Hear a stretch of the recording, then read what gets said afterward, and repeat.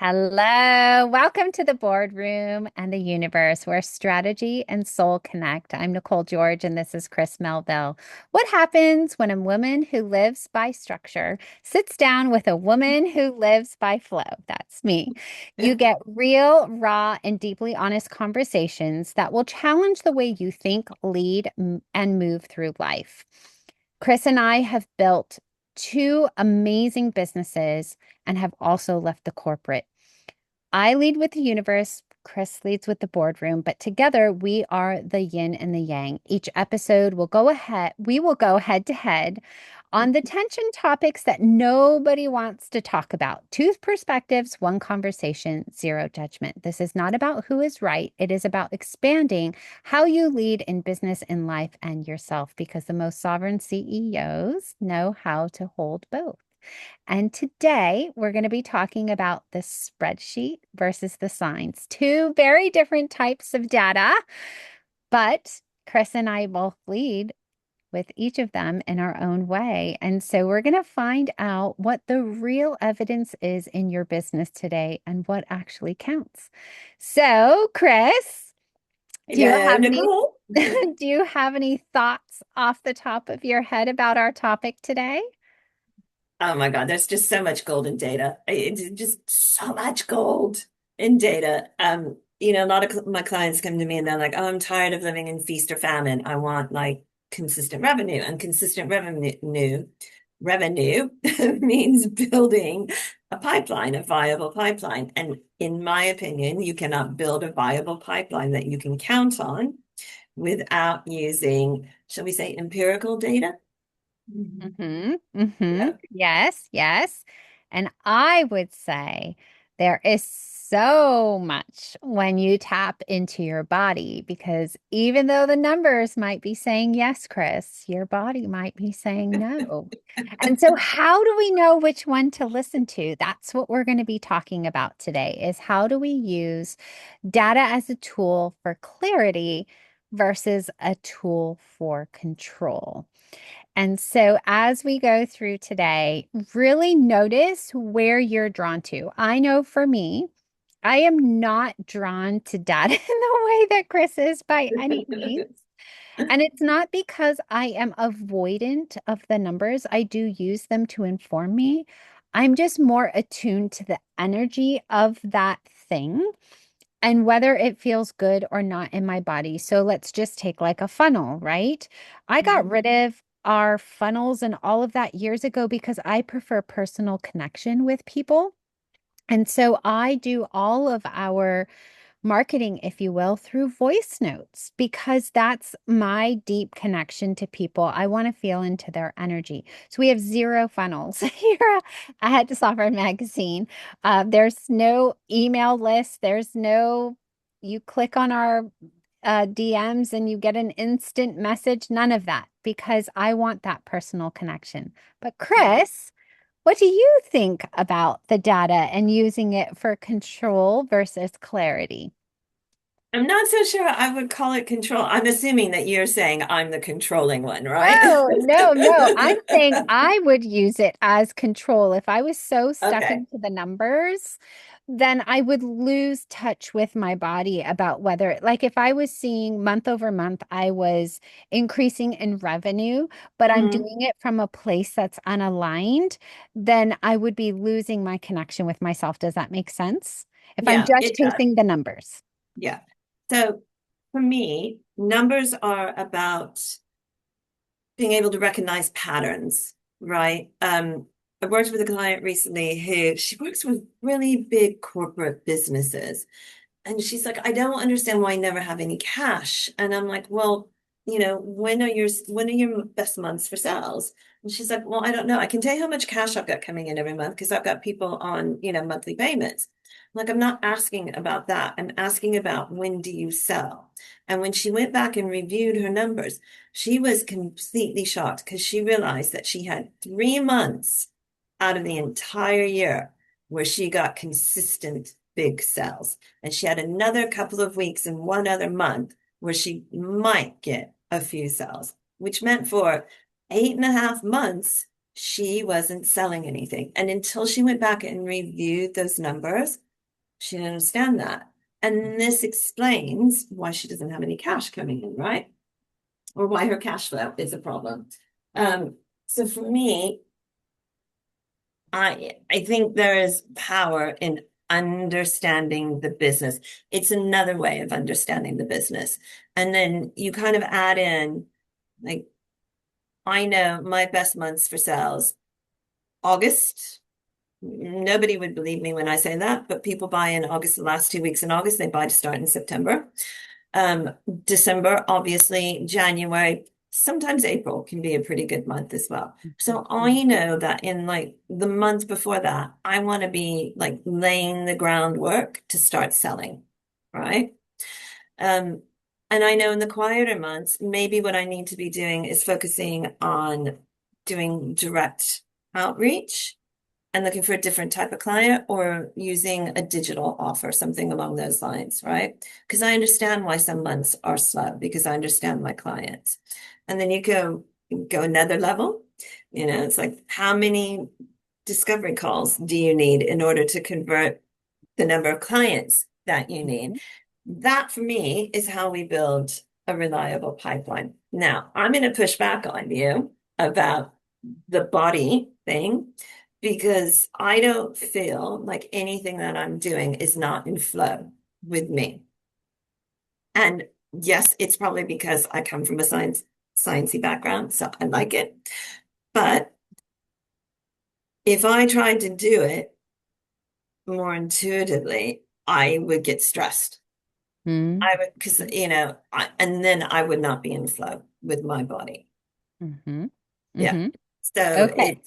it works for both of us It each does. way. And I'm actually going to challenge you on that because have you ever noticed, because I also know my best months as well, Hmm.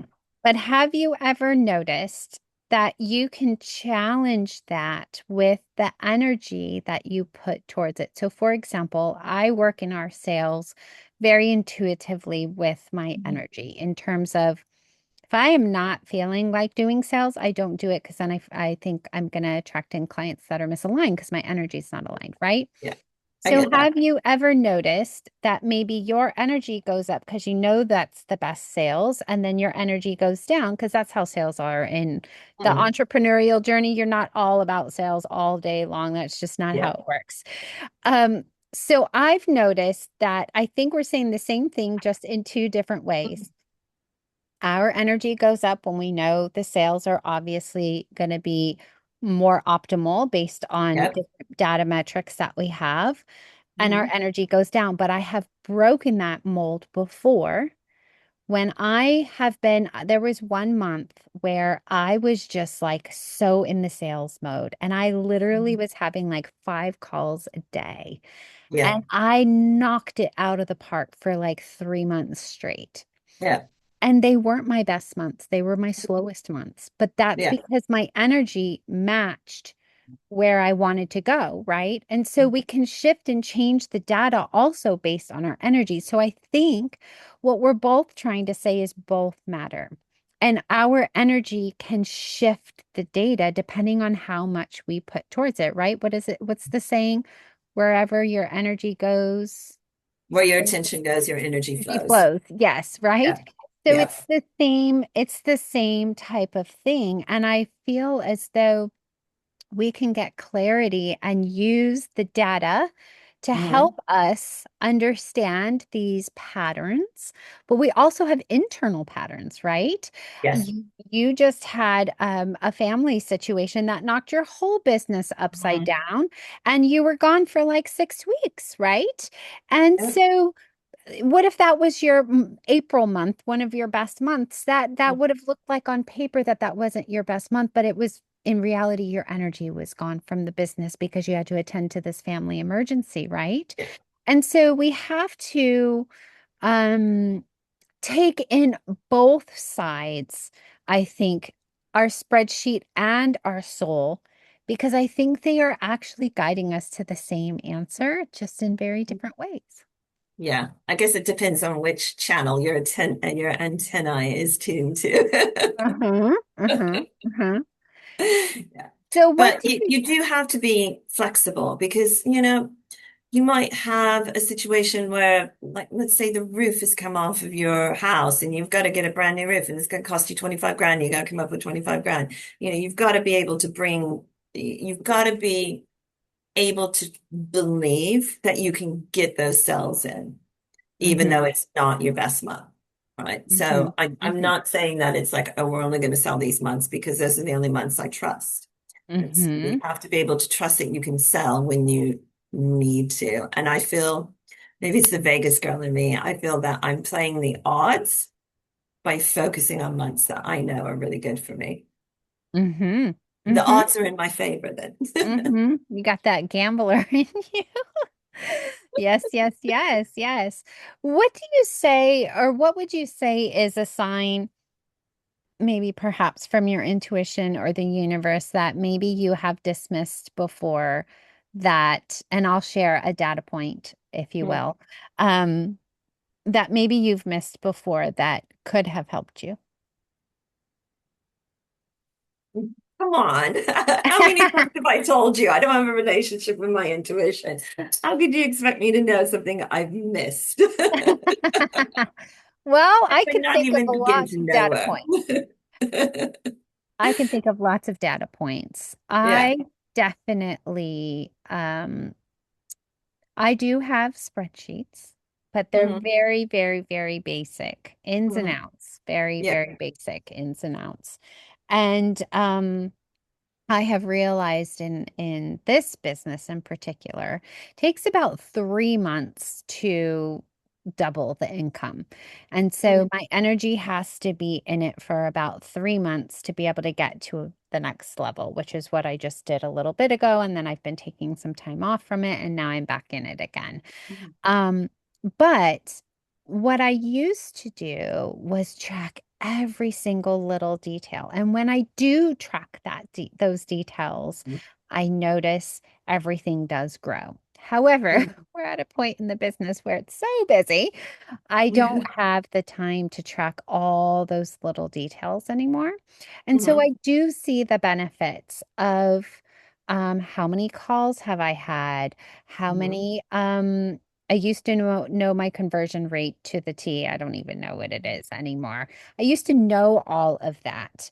But there Yeah. was also a point at which that would make me anxious if I Hmm. wasn't hitting Yeah. those targets, right? Yeah.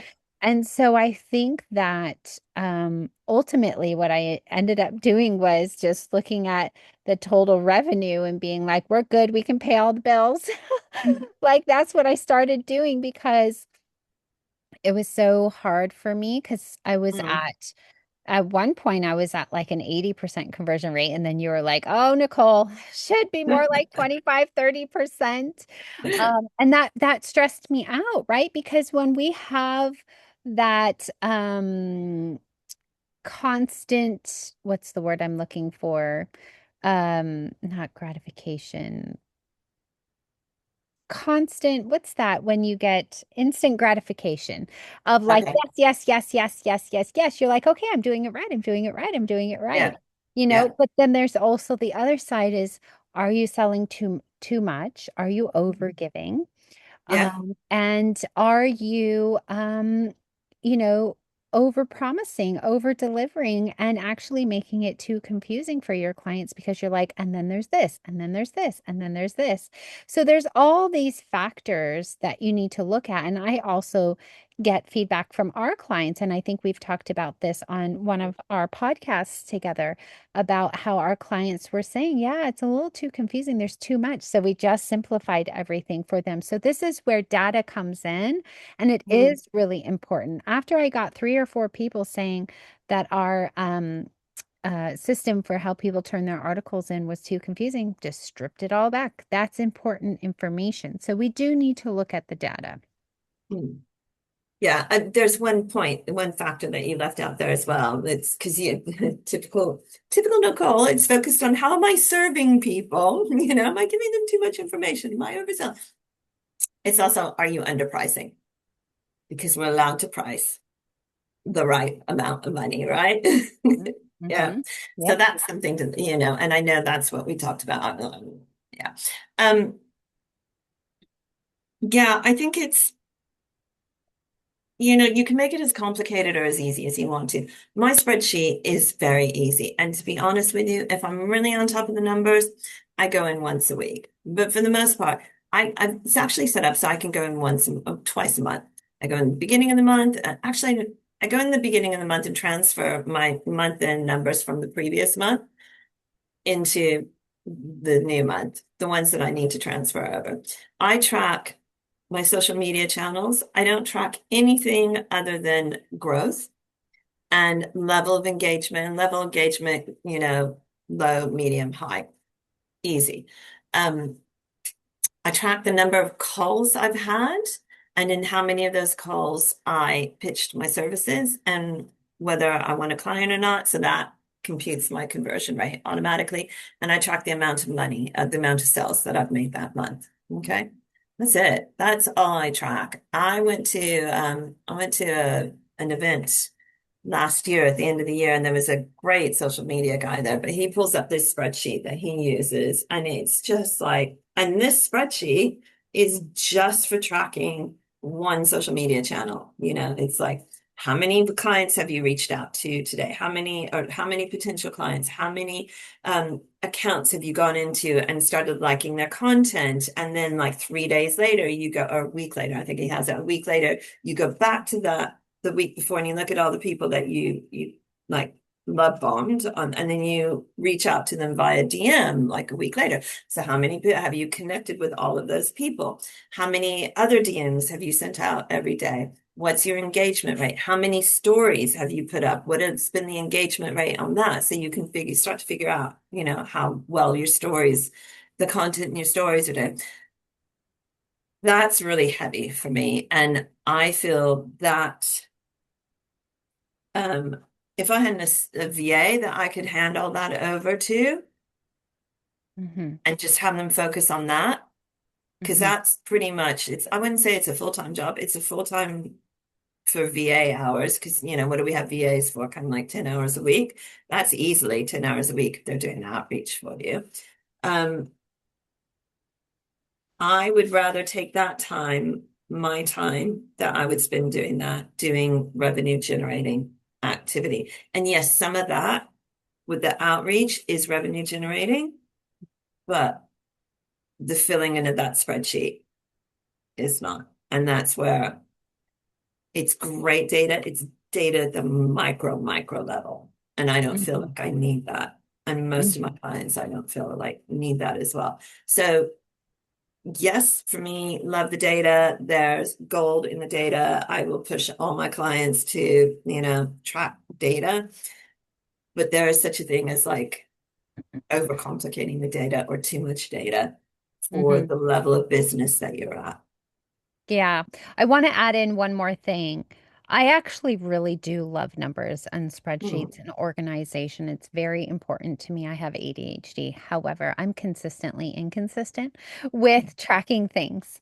And so, like, for example, I spent a week in the end of 2025 organizing all of my finances, personal and Hmm. business, into one spreadsheet. And I knew where everything was coming from for the entire year and what month, and felt so good.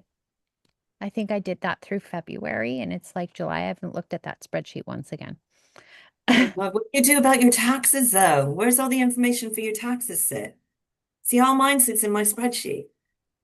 I have an income spreadsheet. That's a different one. Okay. Okay. And in the You income, it just made like me go. Like the 24 team. hours before taxes, you're just like, where's this invoice? Where's that information? The team's information when I have to pay Yeah. them and all of the revenue coming in is on one spreadsheet. It's very simple. And Yeah. then also because we use Stripe, everything comes from there, so that's Yeah. super easy. Mhm. My taxes only take me 3 hours. That's So excellent. Yeah. Yeah. yeah, it doesn't really take me that long. It's not too Yeah. complicated, and I have my own like a list or whatever. But it's But easy. It only takes 3 hours because you have it in a spreadsheet. well, I do have things all in different places. Like I do have to go to like each different bank statement. I mean, this year it'll be even easier because we became an LLC, so everything has to run in and out of one account. So it'll be even easier this year. But yeah, so that's my problem is not for the love of the data, it's my inconsistency. And I've noticed that I just kind of have to accept it, and it's getting worse with perimenopause. My husband said to me the other day, he's like, I watched you in the kitchen. He's like, you start and stop so many different things. And he's like, that's why you make mistakes. Yesterday, I accidentally proved my dough for 2.5 hours because I forgot about it. I forgot to stick it in the oven because I was making chicken. I was making my daughter her low sugar brownies, and I was making her buns for the week. And he's Yeah. like, "You do too many things at one time." That's my ADHD brain. And so I've been telling myself, I'm going to focus on one thing at a time. We'll see how that goes. I, But I'm thinking you should have turned around to your husband and said, "Do you want to talk about mistakes now? Do you think you might be making a mistake now?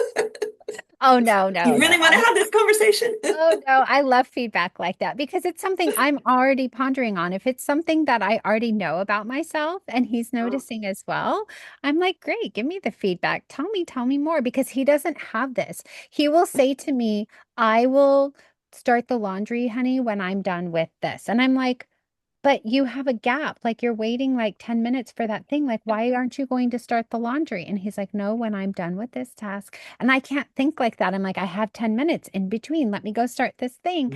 And so, anyway, I'm getting off track here. So, the point of this show is to show you that we can intertwine the Mm, boardroom and the statistics with yeah. our energy. And it's important for both things.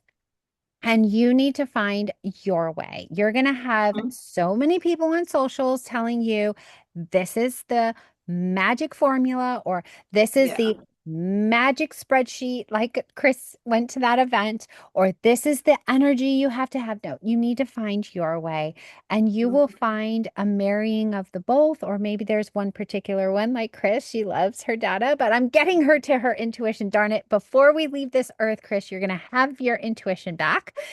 Um, and so just know that you can be what I call the sovereign frequency, your own sovereign frequency in your CEO position as you navigate your business. There is no right or wrong answer. There's just more mm. data. Oh, look at that. I'm not going to let you finish like that, though. I'm going to point out to everybody out there who's listening to this as well. If you're looking for coaching around this kind of a topic, I would really advise that when you speak to a potential coach, if you ask them like a really important question, if what you are teaching me does not work for me and my brain or my habits, how do you adapt around that? Because you said there's no magic way, and you're 100% right with this. There is no magic way. But there are so many coaches out there, and I have worked with them when I started my business who are like, it's my way or I can't help you, Mhm, right? And I've seen it.